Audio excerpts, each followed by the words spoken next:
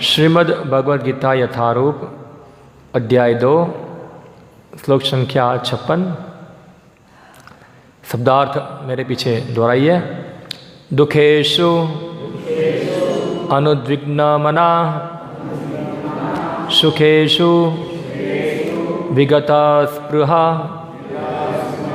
वीत राग भय क्रोधः स्थितधि मुनिः उच्यते। दुखेष्वनुद्विग्नमनः सुखेषु विगतस्पृहः वीतरागभयक्रोधः स्थितधीर्मुनिरुच्यते। दुखेष्वनुद्विग्नमनः सुखेषु विगतस्पृहः वीतरागभयक्रोधः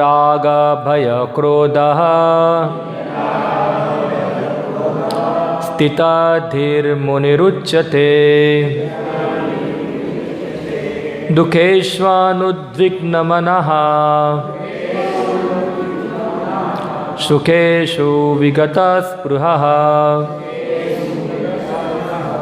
वीतरागभयक्रोधः स्थितधीर्मुनिरुच्यते।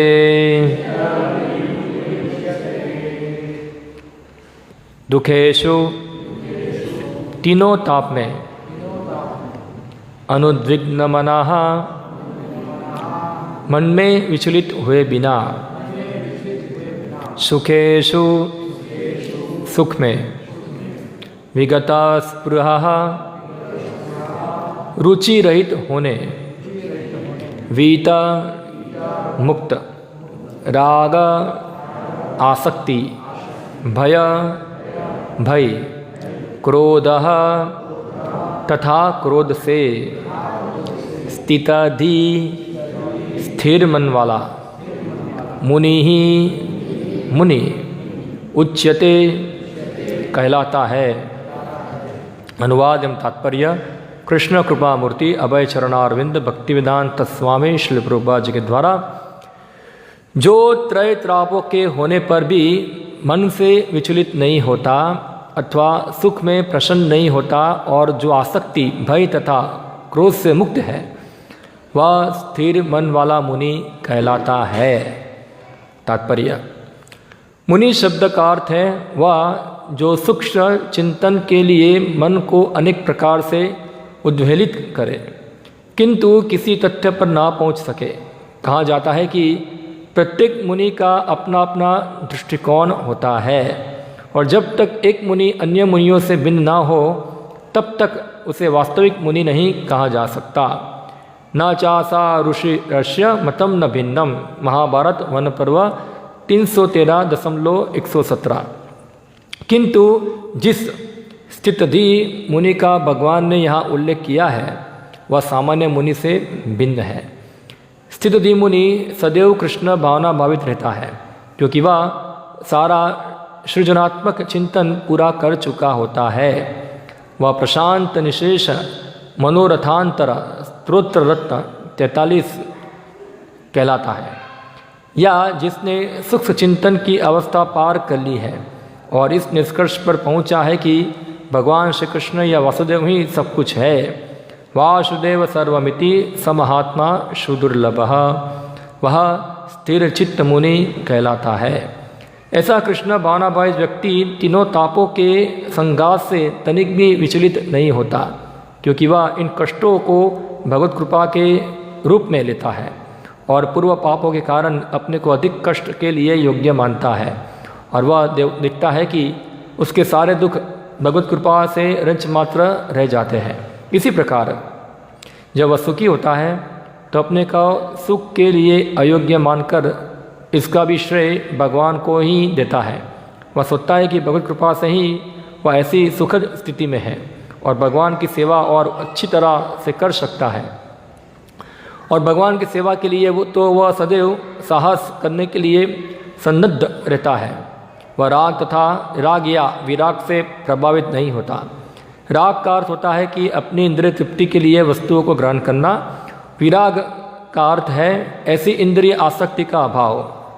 किंतु कृष्ण भावनामृत में स्थिर व्यक्ति में ना राग होता है ना विराग, क्योंकि उसका पूरा जीवन ही भगवत सेवा में अर्पित रहता है। फलतः सारे प्रयास असफल रहने पर भी वह क्रुद्ध नहीं होता, चाहे विजय हो या ना हो। कृष्ण भावना भावित व्यक्ति अपने संकल्प का पक्का होता है। ओम ज्ञानतिमिरन्धस्य ज्ञानञ्जनशलाकया चक्षुरुन्मिलितं येन तस्मै श्रीगुरुवे नमः। श्रीचैतन्यमनोभीष्टं स्थापितं येन भूतले स्वयं रूप कदा मह्यं ददाति स्वपदान्तिकं। वन्देऽहं श्रीगुरो श्रीयुतपदकमलं श्रीगुरुन् वैष्णवांश्च श्रीरूपं साग्रजातं सहगणरघुनाथामृतं त्वं सजीवं साद्वैतं सावधूतं परिजनसहितं कृष्णचैतन्यदेवं श्रीराधाकृष्णपादान् सहगणललिता श्रीविशाखान्वितांश्च श्रीकृष्णचैतन्यप्रभुनित्यानन्द श्री अद्वैत गदाधर शिवासादिगौरभक्तवृन्द। हरे कृष्ण कृष्ण कृष्ण हरे हरे, हरे राम राम राम हरे हरे। हरे कृष्ण। ये गीता का दूसरा अध्याय है और ये श्लोक भगवान श्री कृष्ण अर्जुन के प्रश्न के उत्तर में बता रहे हैं।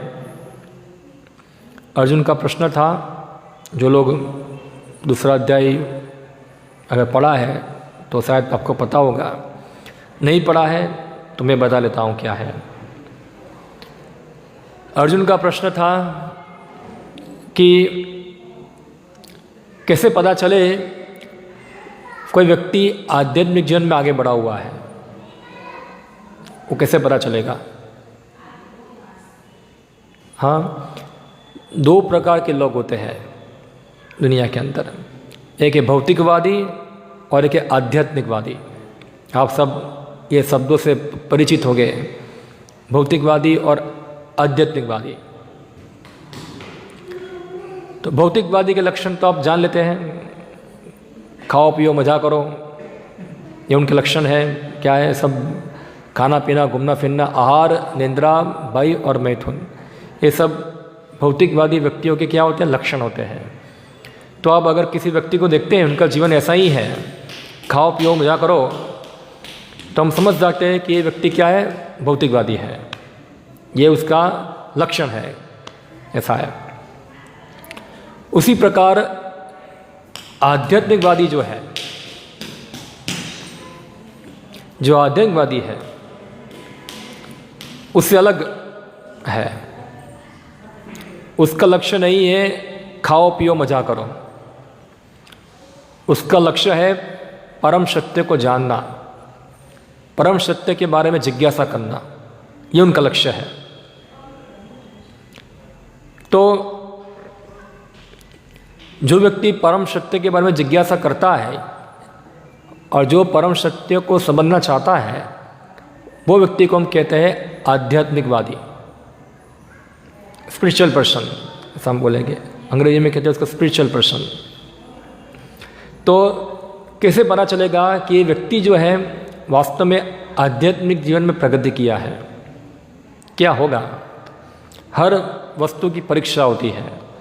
ये परीक्षा से हमको पता चलता है कि ये चीज़ सही है या गलत है। जैसे सोना है, अगर हमको सोने को परखना है तो सोने के कुछ टेस्ट होते हैं, वो टेस्ट करने से हमको पता चलता है कि ये सोना जो है वो ओरिजिनल है या ये सोना नहीं है, ये कुछ अन्य धातु है, ऐसा। तो यहाँ भगवान कृष्ण भी कुछ लक्षण बता रहे हैं। यहाँ जो आध्यात्मिक जीवन में आगे बढ़े हैं, वो व्यक्ति के अंदर ये लक्षण आप देखेंगे तो आप समझ सकते हैं कि व्यक्ति सचमुच आध्यात्मिक जीवन में आगे बढ़ा हुआ है। तो सबसे पहला लक्षण यहाँ बता रहे हैं ऐसा, दुखेशु अनुद्विग्न स्पृहा। तो जो वास्तव में आध्यात्मिक जीवन में आगे बढ़ा है वो व्यक्ति दुखों के अंदर विचलित होता नहीं है। अब ये थोड़ा समझना बहुत ज़रूरी है। हर व्यक्ति सुख चाहता है, कोई दुख चाहता नहीं है, ऐसा है। तो हम देखते हैं जब भी किसी व्यक्ति के जीवन में दुख आता है तो बहुत डिस्टर्ब हो जाता है, क्यों हुआ ऐसा, मेरे साथ ऐसा क्यों हुआ। हाँ, इस संसार को कहते हैं संसार दावानल। दावानल का अर्थ होता है कि जंगल के अंदर कोई आग लगाना जाता नहीं है, वहाँ अपने आप आग लग जाती है वहाँ। तो इस प्रकार ये संसार ही ऐसा है कि जहाँ पदम पदम पर विपदा, क्या है, पदम पदम पर विपदा है। हर क्षण कुछ ना कुछ समस्याएं आती रहती है। एक समस्या सॉल्व करो, सामने 10 समस्या और खड़ी हो जाती है, ऐसा है।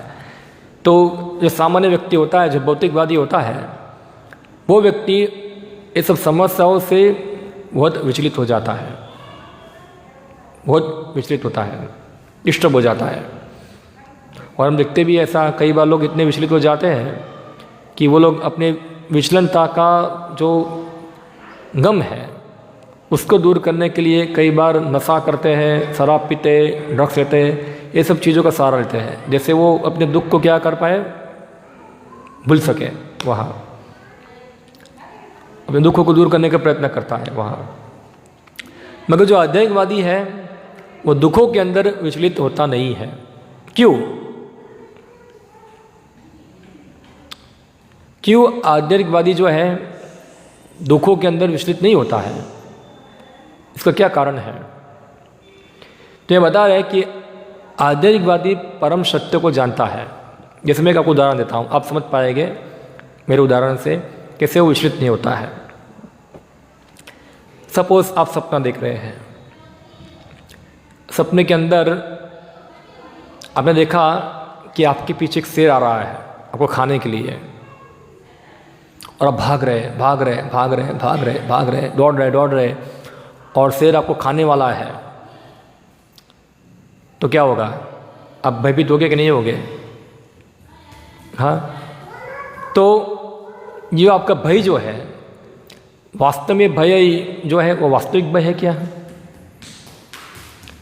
एक सपना है ये, क्या है ये? मगर हम सपने में अपने आप को इतना एब्जॉर्ब करते हैं, इतना इसमें तन्मय हो जाते हैं कि हम मानते हैं कि जो मैं देख रहा हूँ वो शेर ही है और मैं भाग रहा हूँ। आप सपना कौन देख रहा है? आप देख रहे हैं, तो भाग कौन रहा है? कौन भागता है? हम अपने आप को सपने भागते हुए देखते हैं, तो देख कौन रहा है? कौन भाग रहा है? ऐसा तो एक पूरा एक काल्पनिक, एक पूरा इमेजनरी, पूरा एक सपना जो है हमारे मन में चलता है, और हम इतने डिस्टर्ब हो जाते हैं, इतने भय लगता है हमको, हो सपना, शेर आ गया। पर इससे बचने का उपाय क्या है? एक ही उपाय है, जब कोई व्यक्ति हमको उठा दे, और जब उठ जाते हैं तो हमको ज्ञान हो जाएगा कि कोई शेर नहीं है, कुछ नहीं है, मैं तो सपना देख रहा था। तो हमको भय रहेगा? फिर नहीं रहेगा, क्योंकि हम सपने के अंदर अपने आप को इतने ऑब्जर्व कर दिया है, ऐसा है, तो हम सपने को ही वास्तविकता मान लेते हैं। यही हमारे भय का कारण होता है। उसी प्रकार से भगवान कृष्ण बताते हैं गीता के शुरुआत के अंदर ही कि हम जो है, हमारा ये शरीर के साथ किसी प्रकार का संबंध नहीं है। ये शरीर जो है क्षणिक है, नाशवान है, टेम्पररी है, और शरीर के साथ अन्य जो वस्तुएं हैं जिसके साथ हम अपने संबंध को स्थापित करते हैं वो भी क्षणिक है, टेम्पररी है। इसका हमारी वास्तविक प्रकृति से कोई संबंध नहीं है, कोई संबंध नहीं है। मगर समस्या ये है कि हम हमारे शरीर के साथ हमारी पहचान इतनी दृढ़ कर देते हैं कि हम सोचते हैं कि मैं शरीर हूँ, और जो कुछ शरीर के अंदर कुछ विचलन होता है वो सोचते हैं कि ये हमारा विचलन है, ऐसा है। वास्तव में हमारा उसके साथ कोई कनेक्शन नहीं है वहाँ, और या शरीर के संबंध में कुछ चीज़ होगा तो हम विचलित हो जाएंगे। जैसे उदाहरण मैं आपको दूँ, अगर अफगानिस्तान के अंदर 100 आदमी को आतंकवादी मार देंगे तो आपको दुख होगा? 100 आदमी को मार दिया, आपको दुख होगा? नहीं होगा। मगर आपके घर के अंदर एक आदमी मर गया तो क्या होगा? दुख होगा कि नहीं होगा आपको? दोनों जगह मरे, वहाँ तो ज़्यादा मरे, इधर कम मरा है, तो हमको क्यों घर में कोई मरता है तो दुख होता है, अफगानिस्तान में कोई मरता है हमको दुख होता नहीं है? क्यों? क्या कारण? यही शरीर, क्योंकि हम जो शरीर के साथ जो वस्तु का संबंध है उसको हम हमारा समझते हैं कि मेरा है, और जब मेरी चीज़ आती है मेरा है, और जब हम वो चीज़ हमसे दूर होती है या तो वो चीज़ के अंदर कुछ डिस्टर्बेंस होता है तो हम उसको दुख फील करते हैं, हो मैं दुखी हो गया, मुझे बहुत दुख हो गया। तो वास्तव में हमको चीज़ समझना है, हमारा ये जगत के सुख या दुख है जो भी है, इसके साथ हमारा कोई कनेक्शन ही नहीं है। जितना व्यक्ति भौतिक जगत के अंदर शरीर के संबंधों से जितना आसक्त रहता है उतना ही व्यक्ति भौतिक जगत के अंदर दुख भोगता है। ये उसका प्रोपोर्शन है पूरा, जितना जो आसक्त इतना वो दुखी। दूसरा एक उदाहरण देता हूँ मैं आपको, कैसे दुख हम फील करते हैं। हमारी नई गाड़ी है, फर्स्ट क्लास मर्सिडीज बेंज गाड़ी लेके आए हम लोग, हम गाड़ी में बैठे हैं, कोई ठोक दिया गाड़ी को, पीछे इतना बड़ा गोबा लगा दिया, क्या होगा हमको? अगर हम गाड़ी से इतना आसक्त है, रोज़ साफ करते, रोज़ देखते रहते गाड़ी गाड़ी गाड़ी गाड़ी गाड़ी, वाह मोहित है गाड़ी से, इतना पूरा दिन गाड़ी को देखते हैं, जब गाड़ी को बीच से गोबा लग जाएगा तो लगता है गोबा मेरे छाती में मार दिया, ऐसा हाँ ऐसा हम फील करेंगे वहाँ। मगर अगर हम गाड़ी से इतना आसक्त नहीं है तो वहाँ गोबा क्या पूरा गाड़ी टूट जाए हमको कुछ नहीं होगा, हम इतने डिस्टर्ब हो गए नहीं। तो ये जो चीज़ यहाँ बता रहे हैं भगवान कृष्ण जो है समझने की चीज़ है कि हमको समझना है। सबसे पहला लेसन यही है कि हमारा कनेक्शन ये शरीर के साथ क्षणिक है, हमेशा नहीं है। ये ज्ञान के साथ व्यक्ति को जीवन जीना होता है कि हमारा कनेक्शन जो है शरीर में क्षणिक है। सबसे पहला ये लेसन सीखो। सब लोग भूल चुके हैं ये चीज़, सबको पता है मगर सब लोग भूल चुके हैं। हम लोग इस शरीर के अंदर हमेशा रहने वाले नहीं हैं, और ये जगत भी हमारे लिए हमेशा रहने वाला नहीं है। हमारे बंधु परिवार ये सब भी हमेशा रहने वाला नहीं है, ऐसा है। हम इस शरीर में क्षणिक है, थोड़े समय के लिए आए हुए हैं, ऐसा है। और यही शरीर के माध्यम से हमको जो सुख दुख फील होता है हम उससे विचलित होते हैं यहाँ। और सुख क्या है? सुख भी वही है जो ही इस शरीर के संबंध में कोई व्यक्ति कुछ बताएगा तो हमको सुख फील होगा, और यही शरीर के संबंध में कोई बुरा बोलेगा तो हमको दुख होगा। कोई गाली देगा आपको तो आपको क्या होगा? दुख होगा। कोई आपको बहुत गुणगान करेगा आपका तो आपको सुख होगा। तो गाली और गुणगान क्या है? दोनों शरीर के संबंध में है, दोनों ही शरीर। हम तो शरीर नहीं है। जैसे ये मेरा कुर्ता है, मेरे कुर्ते को कोई कितना भी गाली दे मुझे क्या फ़र्क पड़ेगा? मैं थोड़ा कुर्ता हूँ तो मुझे कोई फ़र्क पड़ने वाला है ऐसा?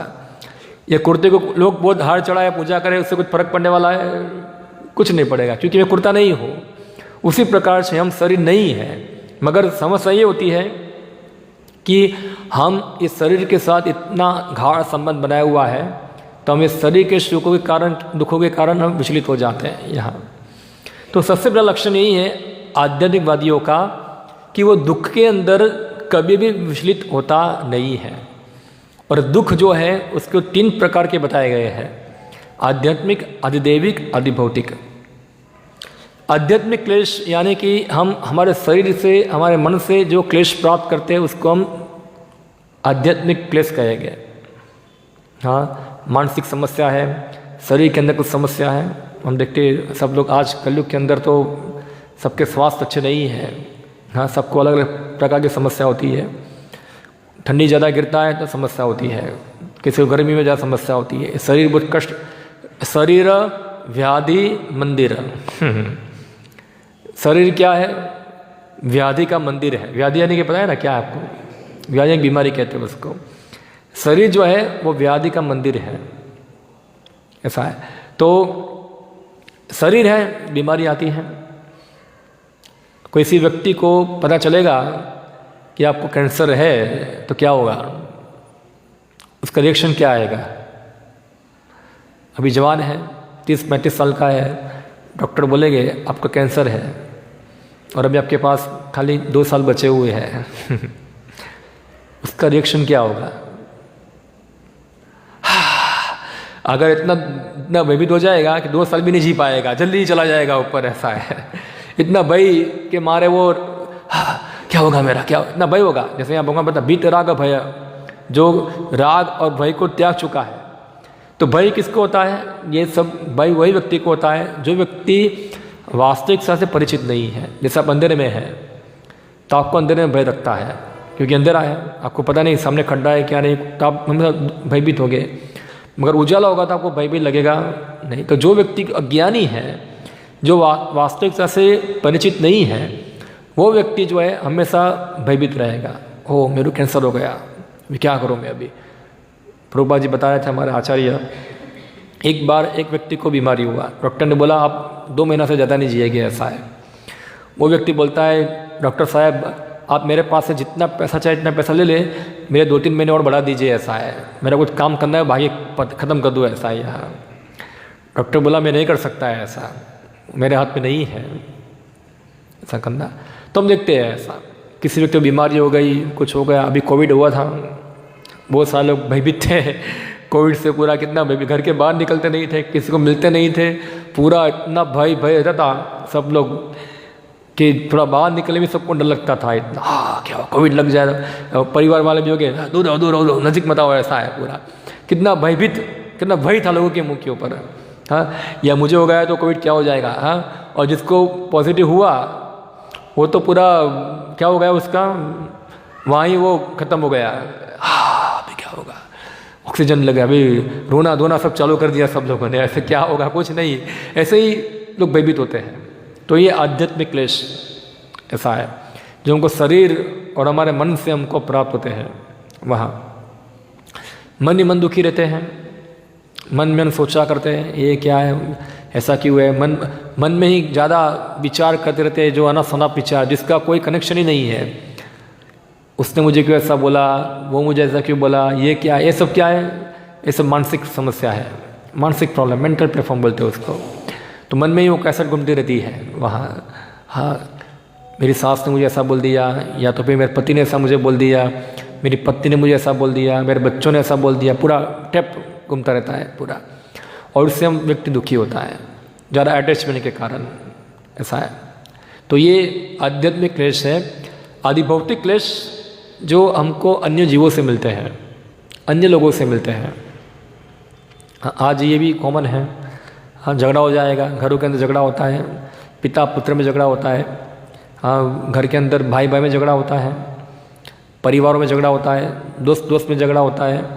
और इससे क्या होता है, सब पीड़ा मिलती है, कष्ट मिलता है, ऐसा है। तो ये सब आदि भौतिक क्लेश है। और अंत में है आदिदैवी क्लेश, जो क्लेश हमको प्रकृति के द्वारा प्राप्त होते हैं। हाँ, जैसे ज़्यादा ठंडी गिरना, ज़्यादा बारिश आना, ज़्यादा गर्मी गिरना, ये सब क्लेश, भूकंप आना, ये सब क्लेश है। तो जो व्यक्ति ये सब क्लेश को सहन करता है, कौन व्यक्ति सहन कर सकता है? वही व्यक्ति जो वास्तविकता से परिचित है। तो वास्तविकता क्या है? वास्तविकता ये है, मैं ये शरीर नहीं हूँ, ये मेरा वास्तविक घर नहीं है, मैं आत्मा हूँ, भगवान कृष्ण का अंश हूँ, कृष्ण भगवान है, मैं उसका सेवक हूँ, और मेरा ड्यूटी है भगवान कृष्ण की सेवा करना।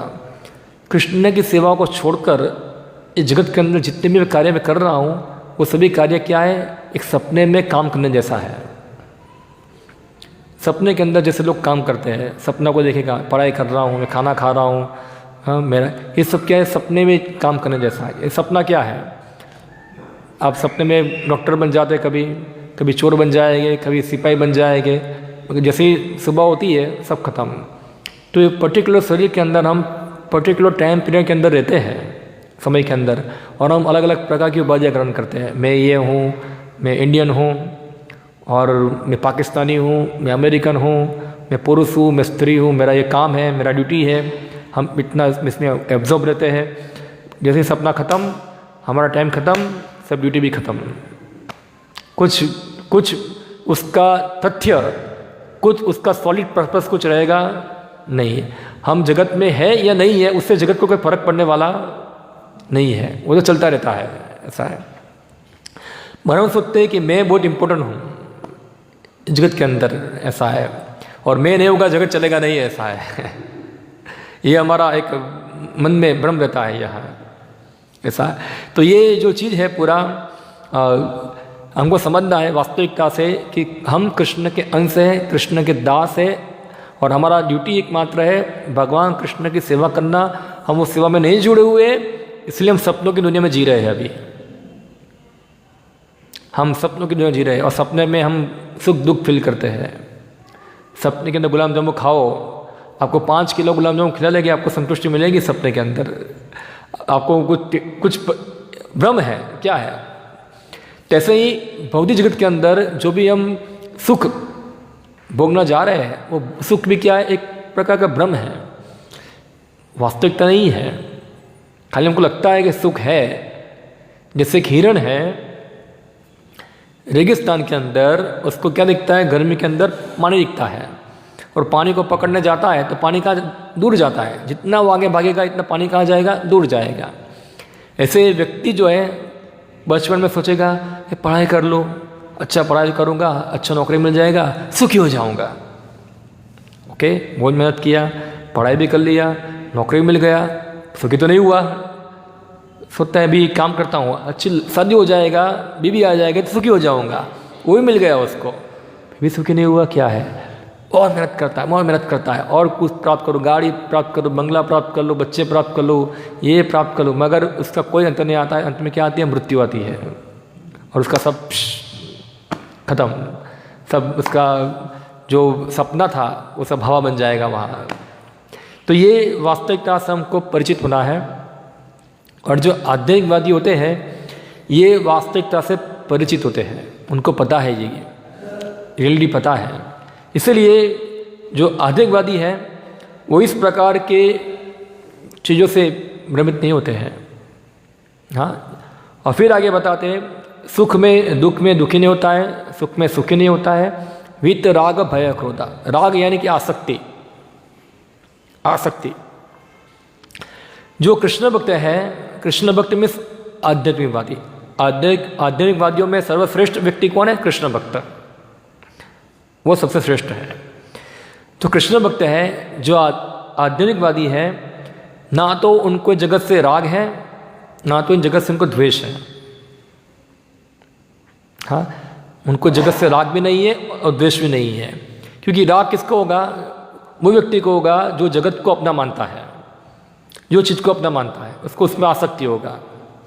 और द्वेष किसको होगा, जब वो चीज़ वस्तु उसको नहीं मिलेगी तो उसका द्वेष करेगा वो। आया राग द्वेष। जैसे उदाहरण एक है ऐसा, लोमड़ी है, लोमड़ी अंगूर के बागान में जाती है, अंगूर खाने का प्रयत्न करती है, बहुत जंप लगाती है, अंगूर में आसक्ति है, बहुत राग था। जब अंगूर हाथ में नहीं आया तो क्या करेगा, फिर उसका द्वेष करेगा, अंगूर बेकार अंगूर है, थोड़ा अंगूर खाना होता है, खट्टा होता है, ऐसे तो द्वेष ऐसा। तो कोई चीज़ को हम ज़्यादा पसंद करते हैं और जब वो चीज़ हमको नहीं मिलती है तो हम उससे द्वेष करते हैं, ये सब थोड़ा चाहिए, ऐसा बेकार है ये, ऐसा। मगर जो कृष्ण भक्त है उनको तो राग भी नहीं है और द्वेष भी नहीं है। क्यों? क्योंकि कृष्ण भक्त जानते हैं हर वस्तु के जो मालिक है, हर वस्तु के जो भोक्ता है वो भगवान है। इसलिए वो किसी चीज़ों से ज़्यादा आसक्ति रखते नहीं है, उनसे द्वेष भी रखते नहीं है, जबकि वो वस्तु को भगवान की सेवा में लगाते हैं। जैसे उदाहरण के रूप में आपको बताऊँ, गाड़ी का उदाहरण देता हूँ। गाड़ी, जैसे किसी व्यक्ति को गाड़ी में आसक्ति है, ओ गाड़ी गाड़ी गाड़ी, मेरी गाड़ी, हर रोज़ गाड़ी को दिखता है पूरा, उसका सेल्फी खिंचाता है, सब करता है, 10 लोगों को दिखाता है मेरे पास गाड़ी गाड़ी गाड़ी, कितना आसक्ति है, तो ये राग हो गया। और द्वेष, जिसके पास गाड़ी नहीं है, हाँ मेरे पास गाड़ी नहीं, गाड़ी थोड़ा चाहिए, ऐसा है, इतना द्वेष करता है। मगर कृष्ण भक्त जानता है कि गाड़ी के जो मटेरियल है वो भगवान ने बनाया है, और गाड़ी बनाने की जो बुद्धि है जो इंजीनियर को दी है वो भगवान दी है। ये चीज़ भी किसकी है? भगवान की है। तो उसको भगवान के सेवा में उपयोग करता है, ना उसे अटैच होता है ना उसे वो द्वेष करता है, न्यूट्रल रहता है, वो समान रहता है। तो वीतराग भय, वो भय उसको नहीं होता है किसी चीज़ का। भय द्वितीय अनिवेशत्यात्, ये श्रीमद् भागवत में बताते हैं।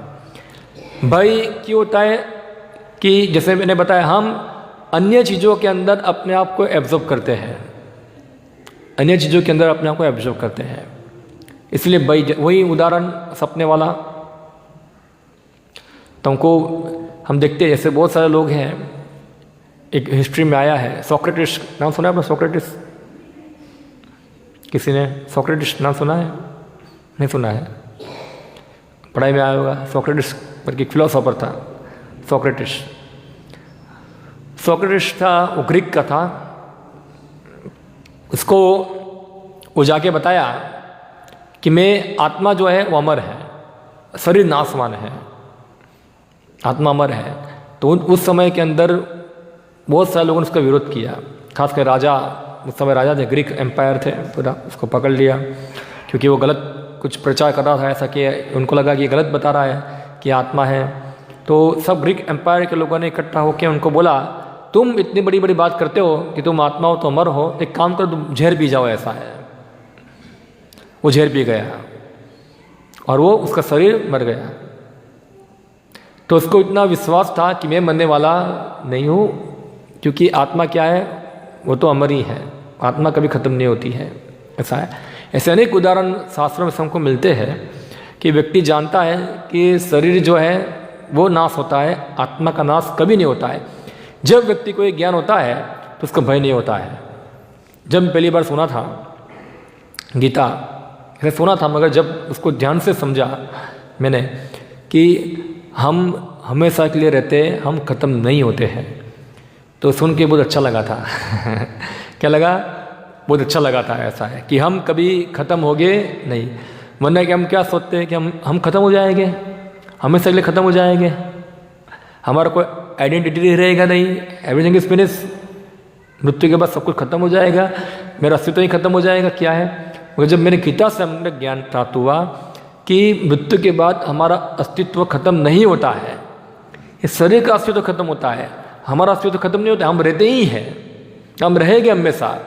भगवान कृष्ण अर्जुन को बताते, अर्जुन तुम पहले भी थे, आज भी हो, भविष्य में भी रहोगे, तुम कभी खत्म नहीं होगे।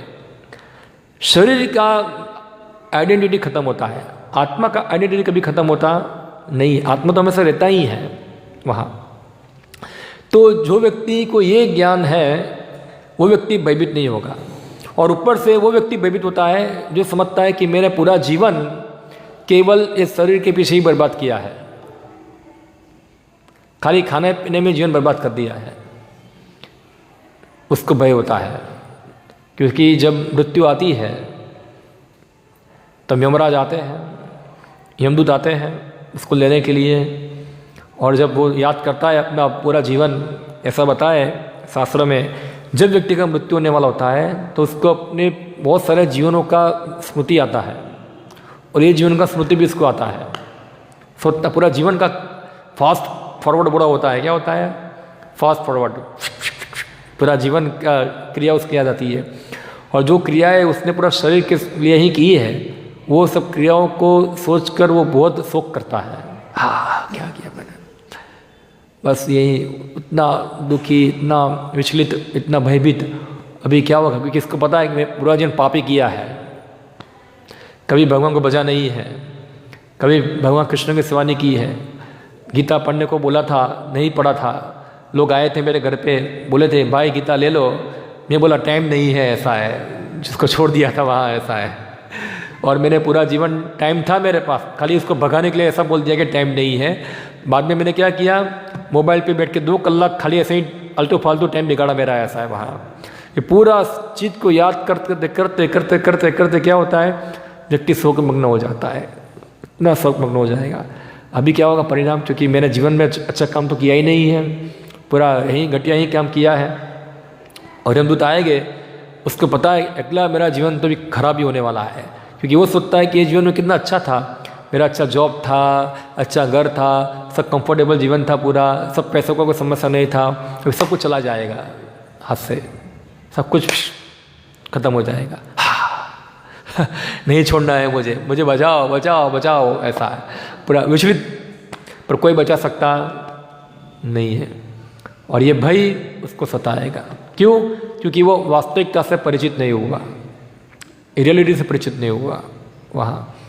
तो भय और क्रोध, जो क्रोध है उसका कारण भी यही है। क्रोध जो है वो द्वेष की अभिव्यक्ति है। जब कोई चीज़ हमारे अनुसार नहीं होती है, हम सोचते हैं कि मैं नियंता हूँ, मैं कंट्रोलर हूँ, मैं सब कुछ कंट्रोल करता हूँ, सब कुछ मेरे नियंत्रण में चलता है, ऐसा है। तो जब हम हमारे अनुसार हमारे नियंत्रण में नहीं होता है तो हमको क्रोध आता है, हमको क्रोध होता है, ऐसा है। तो क्रोध जो है वो ये सब एक ही एजेंट है। काम, क्रोध, लोभ, मोह, मत्सर्य, ये सब एक ही भाई बहन है सब लोग, वो एक ही बीमारी के अलग अलग लक्षण हैं, ऐसा है। तो ये भी लक्षण क्रोध है, ये भी एक इसका कारण यही है कि हम अपने आप को शरीर के साथ पहचान करते हैं, हम जो जीवात्मा है उसके साथ हमारी पहचान नहीं करते हैं, हम कृष्णदास में हम पहचान नहीं करते हैं। तो ये लक्षण आप जो व्यक्ति में दिखते हैं, समझना चाहिए वो व्यक्ति आध्यात्मिक जीवन में प्रगति किया हुआ है। अब ये उदाहरण देखो शास्त्र के अंदर बहुत पाए जाते हैं। हम देखिए पांडवों के जीवन में 5 पांडव लोग थे, कुंती महारानी थी, कुंती देवी थी, उनका जीवन देखो आप। छोटी थी, शादी हुआ, उसका थोड़े समय के बाद उसके पति चले गए हैं। सोचो इतनी जवानी के अंदर छोटे बच्चे हो गए और पति चला जाएगा तो कितना बड़ा कष्ट होता है कि नहीं होता है। 5 बच्चों को पालने की जिम्मेदारी संभालने का, इतना नहीं, जो परिवार में जो रहते हैं वो परिवार वाले उनको मारने के लिए षड्यंत्र करते हैं पूरा। और अकेली औरत किसके साथ झगड़ा करेगी, ऐसा है वहाँ, किसके साथ वो घूमेगी, ऐसा है। सब परिवार वाले झगड़ा मारने के लिए छोड़े हुए, उनके ही संबंधी सब।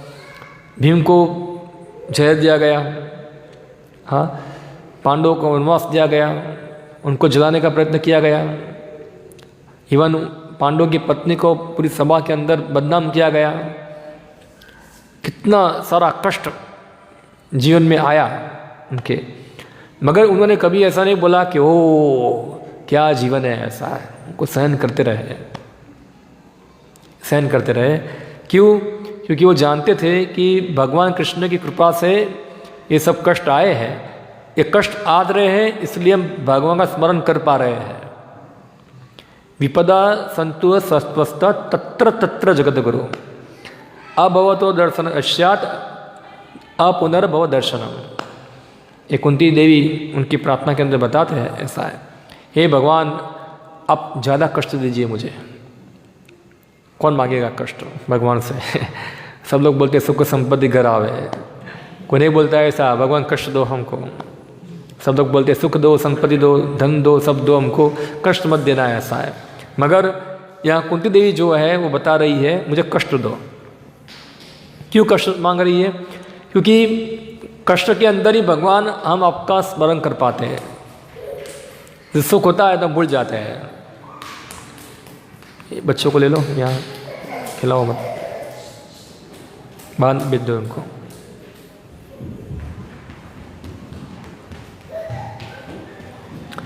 तो कष्ट के अंदर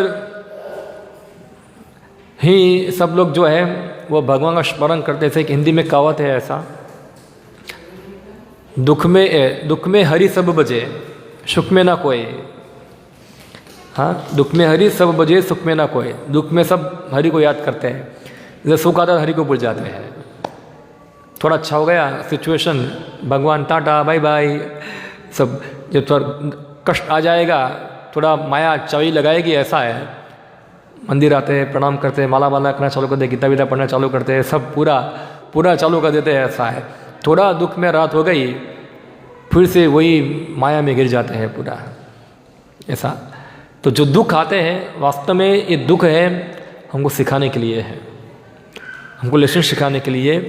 यही लेसन सीखना है हमको कि जगत में हम जो सुख प्राप्त करने का प्रयत्न कर रहे हैं वो हमारा मिथ्या प्रयास है, हम यहाँ सुखी नहीं हो सकते। तो कुंती देवी बताती है भगवान दुख भेजो ऐसा है। वो दुख भेजने से क्या होगा कि हमको पता चलेगा, हम आपका स्मरण कर पाएंगे, और जब हम आपका स्मरण करेंगे तो क्या होगा, हमारा पुनः भव दर्शन नहीं होगा, फिर से बार बार ये जगत के अंदर जन्म मृत्यु जरा और व्याधि के अंदर हमको गिरना नहीं पड़ेगा, हम मुक्त हो जाएंगे यहाँ से। तो मेन चीज़ है भगवान का चिंतन स्मरण करना, वो चीज़ महत्वपूर्ण है। मगर आज हम देखते हैं बहुत मुश्किल है। तो ये दुख है, एक दृष्टिकोण से हमारे लिए अच्छे हैं यहाँ। तो पांडवों का उदाहरण है प्रहलाद महाराज, आप देखिए, आप जानते हैं प्रहलाद को, महान भक्त थे, बेचारे छोटे बच्चे थे, क्या उसका गलती क्या था? बच्चे का कुछ गलती नहीं था। क्या गलती था? भगवान का भक्त था, और कोई गलती नहीं था। खाली भगवान का भक्त बनने से उसके पिताजी उसके दुश्मन बन गए और उसको मारने के लिए कितना प्रयत्न किया। प्रहलाद महाराज विचलित नहीं हुए नहीं हुए। इस प्रकार से हमारे संप्रदाय के अंदर एक हरिदास ठाकुर के आचार्य हो गए। हरिदास ठाकुर का जन्म हुआ था मुसलमान परिवार के अंदर, मगर वो भगवान कृष्ण के महान भक्त बने।